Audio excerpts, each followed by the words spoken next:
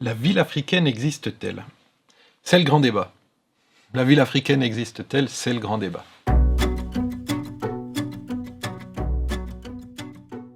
Doit-on parler de la ville ou des villes africaines? Alors bien sûr, souvent on dit « oui, l'Afrique n'est pas un pays ». Bien sûr, l'Afrique n'est pas un pays. L'Europe n'est pas un pays. Donc il y a une distance au regard. Lorsque je suis en Europe, je vois l'Asie comme un grand tout. Lorsque je suis en Asie, je vois l'Europe et le monde occidental comme un grand tout. Vous êtes sur les trottoirs à Tokyo et vous allez trouver cuisine de l'Ouest, c'est-à-dire de l'Europe, des États-Unis, de l'Afrique. Et donc, cette question de villes africaines, elle est à la fois en fonction du regard qu'on a. Et donc, si je suis loin, plus je suis loin d'un continent, plus je vois le continent comme étant une unité. Alors, si je suis ici, on va me dire, oui, mais l'Afrique n'est pas un pays. Non. Et quand je suis en Afrique, dans un pays, l'Afrique n'est pas un pays. C'est valable pour l'Europe, pour l'Asie, c'est valable pour l'Amérique. Ça ne nous fait pas encore avancer. On sait encore rien de plus. Par contre, tout comme il y a une Europe politique, il y a une Afrique politique. Il y a aussi une entité africaine qu'on trouvera beaucoup moins dans d'autres parties du monde. Un seul exemple. Dans chaque pays, on va soutenir l'équipe de foot de son pays, ensuite l'équipe de foot africaine. C'est très clair. Il n'y a pas de jugement de valeur là derrière. C'est juste donner quelques éléments qui nous permettraient de comprendre un peu plus s'il y a une vraie entité africaine, il y a une vraie ville africaine. Et donc je reprends mon exemple du football, ça veut dire qu'on est de proche en proche. Ça veut dire qu'on se sent comme faisant partie d'une même unité. Donc, de ce point de vue-là, et d'un point de vue géographique, la ville africaine pourrait exister.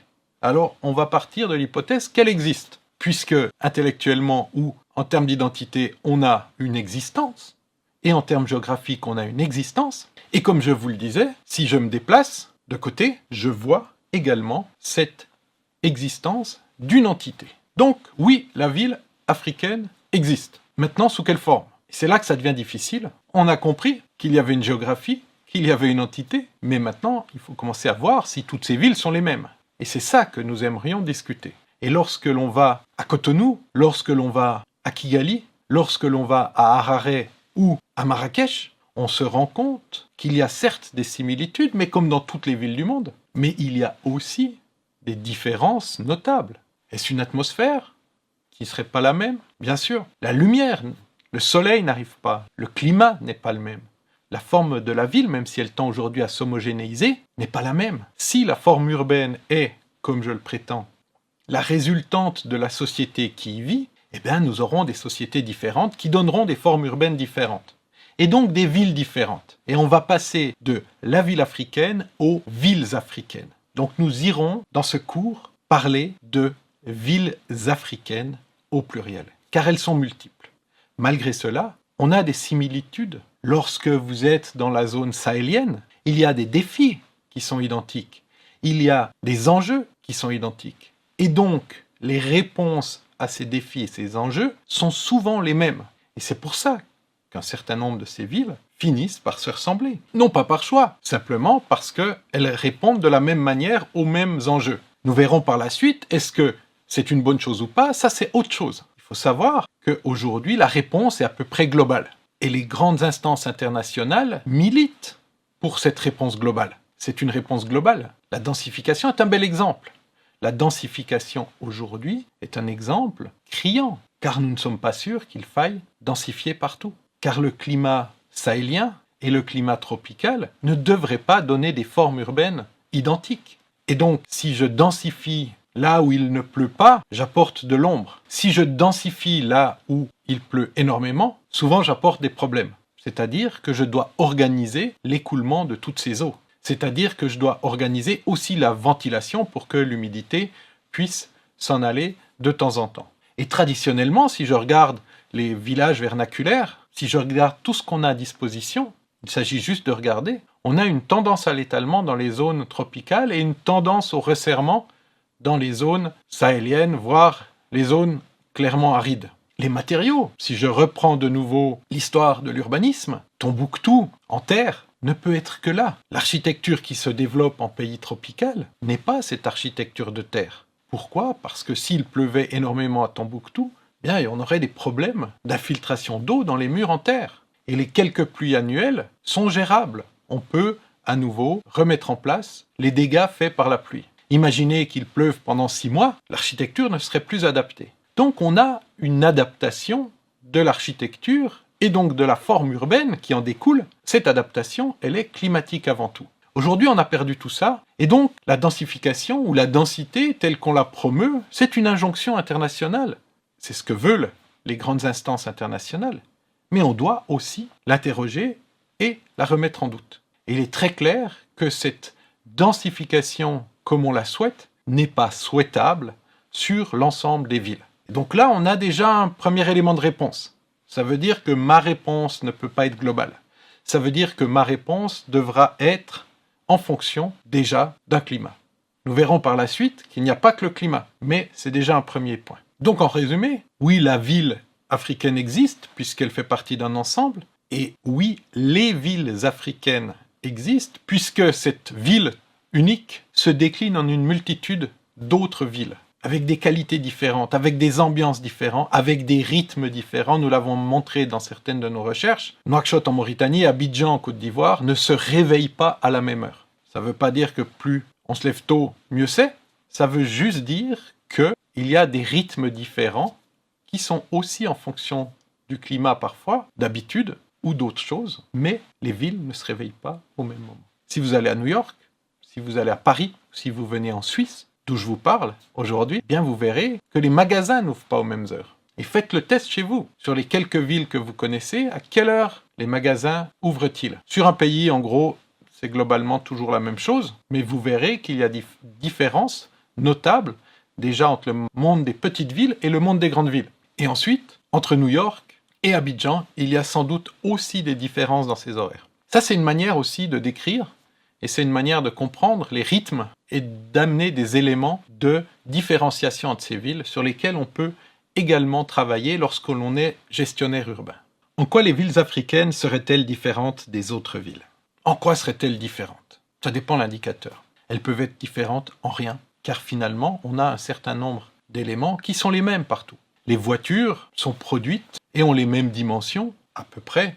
Il y a quelques exceptions aux États-Unis où on trouve de plus grandes voitures, mais elles sont à peu près identiques, puisqu'on peut les acheter sur l'ensemble de la planète, dans toutes les villes. Ça veut dire que le dimensionnement des routes est le même. Donc si je regarde les routes, alors on aura quelques subtilités, on aura parfois des marquages au sol sur nos routes qui ne seront pas les mêmes. Parfois de larges trottoirs, parfois de petits trottoirs, mais globalement, on a les mêmes choses. Donc il y a toute une série comme ça de choses qui sont les réseaux urbains, qui sont les mêmes à peu près partout. Leur gestion peut être différente, mais leur gestion la retrouve à peu près partout. Et donc, la réponse à cette question pourrait être aucune différence. Il n'y a aucune différence. Et pourtant, quand vous allez vous balader à Bamako, quand vous allez vous balader à Brazzaville, vous n'êtes pas à New York, vous n'êtes pas à Tokyo. Et donc, ça veut dire qu'il y a des différences qui se font ailleurs. Les différences, elles se font, et je l'ai déjà dit avant, au niveau du climat. La sensation physique, lorsque l'on se promène dans une ville, n'est pas la même s'il fait chaud, s'il fait froid. Donc le contexte même, et de nouveau, ces choses-là se voient à partir de l'habitant ou à partir du promeneur dans la ville. On n'est pas là à regarder une ville comme une maquette, on est au milieu de la ville, à déambuler, et c'est cette déambulation-là qui nous permet d'appréhender les choses. Donc là, le point de vue de l'observateur, il est sur le sol, les pieds bien posés, et en train de marcher dans une ville où il habite, ou une ville où il travaille, une ville qu'il visite. Ça, c'est très important. Ça met en avant la question de l'observateur. Et tout ce qu'on va dire ici, c'est l'observateur qui est dans la ville et qui regarde. Et on voit effectivement les mêmes voitures que partout. Plus ou moins boueuses, plus ou moins poussiéreuses, plus ou moins propres, plus ou moins en bon état, mais ce sont les mêmes voitures. Par contre, la sensation que moi j'ai, quand il fait froid, quand il fait chaud, cette sensation climatique est extrêmement différente. Donc ça nous donne un premier élément. Ça veut dire que, globalement, on est dans des climats relativement chauds. Et là, il faudrait caricaturer un peu, c'est que, oui, elles sont différentes, ces villes africaines, si je les compare aux villes du Canada qui sont dans la neige la moitié de l'année. Après, il y a une sensation autre, il y a des couleurs, il y a toutes ces choses sensibles qu'on parle très peu en urbanisme parce qu'on ne sait absolument pas comment les gérer, mais qui est en relation avec nos 5 sens. Les villes ont une odeur, plus ou moins bonne, mais les villes ont une odeur. Les villes ont un son, un bruit, une sonorité. Et donc, je peux comme ça, avec mes 5 sens, le goût, on pourrait encore en parler, disons mes 4 sens, me rendent compte que, de manière tout à fait sensible, il y a un point commun entre ces villes. Mais globalement, aujourd'hui, ce qu'on peut dire, c'est que ces villes, en quoi elles seraient différentes, c'est que la plupart des villes, et je l'ai dit tout à l'heure, subissent une pression démographique comme il n'y en a pas ailleurs au monde. Et en ça, toutes ces villes africaines sont différentes du reste du monde. Pourquoi ? Parce qu'il y a cette pression-là. Et cette pression est extrêmement importante parce qu'elle va agir sur les réponses qu'on va donner. En fonction des enjeux et des défis, on va répondre plus ou moins différemment. Donc, ce n'est pas les villes qui forment une unité qui serait différente, in fine. Ce qui fait l'entité des villes, c'est qu'elles ont des enjeux communs.